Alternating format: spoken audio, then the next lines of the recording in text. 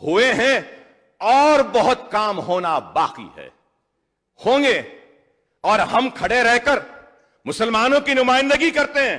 हमको फख्र है अपने मुसलमान होने पर, हमको नाज है अपनी जमात पर, मुसलमानों के इत्तेहाद पर, उनके एतमाद पर, कि जो बार बार हमको इस ऐवान में भेजते हैं उनके नुमाइंदे बनाकर।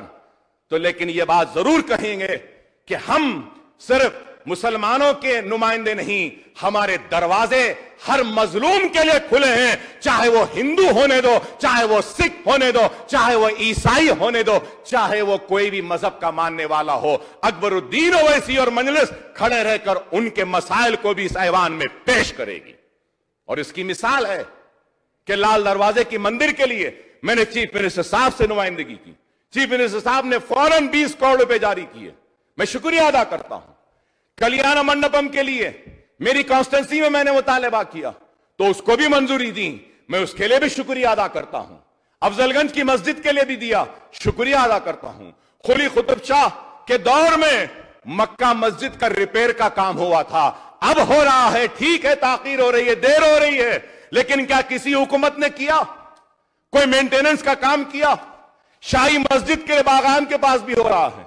मुझे यकीन है जब जब हम जाते हैं मसाइल लेकर, या जब जब इस ऐवान में खड़े होकर अकबर ओवैसी लड़ता है, तो मेरा चीफ मिनिस्टर मेरे जुमलों से, मेरे चीखने से, चिल्लाने से नाराज नहीं होता, बल्कि खुश होता है। जैसे कल उन्होंने कहा अपने चैम्बर में, अकबर साहब आपका जिम्मेदारी है, अच्छा किया आपने चीखा मुस्लिम मसाइल पर, करना भी चाहिए।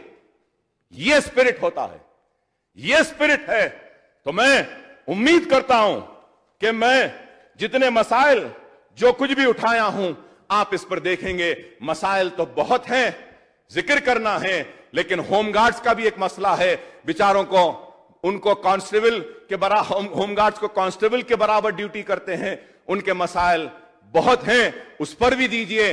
आप देने वाले हैं, हर एक को देते हैं, गरीब, इन गरीबों को भी दे दीजिए। मेरी आपसे दरखास्त है, उर्दू के ताल्लुक से भी है। मैं सिर्फ आखिरी एक बात कहता हुआ रुखसत हो जाऊंगा कि मुझे यकीन है केटीआर साहब ने कहा, महमूद अली साहब ने कहा, चीफ मिनिस्टर साहब ने भी कहा, मुझे यकीन है, लेकिन बाज शरपसंद अनासर अपनी सियासी दुकान को चमकाने के लिए वरगला रहे हैं और कह रहे हैं, तो मैं इस ऐवान में खड़े होकर कह रहा हूं कि फिक्र न करें, सेक्रेटेरिएट की मस्जिद, दोनों मसाजिदें जरूर बन जाएंगी और पहले से ज्यादा बड़ी बनेगी, खूबसूरत बनेगी, मुझे यकीन है इस बात का।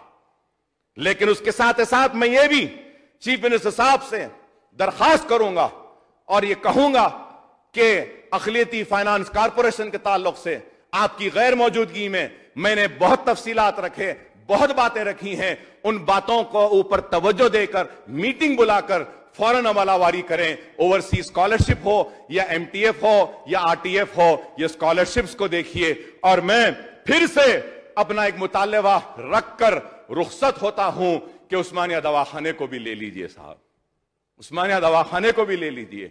निजामिया तिबी दवाखाना है मक्का मस्जिद के सामने, एक ही उर्दू मीडियम का तिबी का मेडिकल कोर्स है, वो इमारत मखदूश हो गई, उसमें पानी टपक रहा है। हमको आपसे उम्मीद करते हैं कि आप निजामिया को भी देंगे, उस्मानिया को भी देखेंगे, हमारी खोई हुई अजमत को बाकी रखेंगे, हमारे आबा अजदाद और असलाफ की निशानियों को जिंदा रखेंगे और हमारी जिंदगियों में खुशहाली लाएंगे। सीबीसीआईडी की इंक्वायरी को आपसे दरखास्त करूंगा कि 6 महीने या 1 साल में मुकम्मल करने के अहकामात भी दीजिए, नहीं तो फिर इंक्वायरी होते रहेगी और फिर चलते रहेगी, कुछ भी नहीं होगा।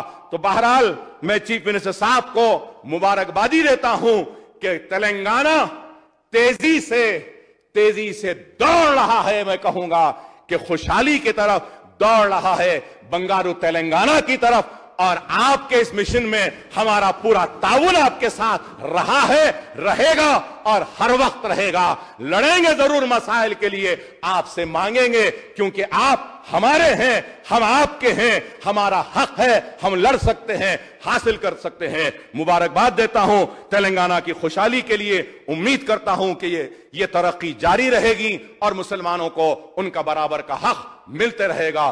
بہت بہت شکریہ اسپیکر صاحب آپ کا.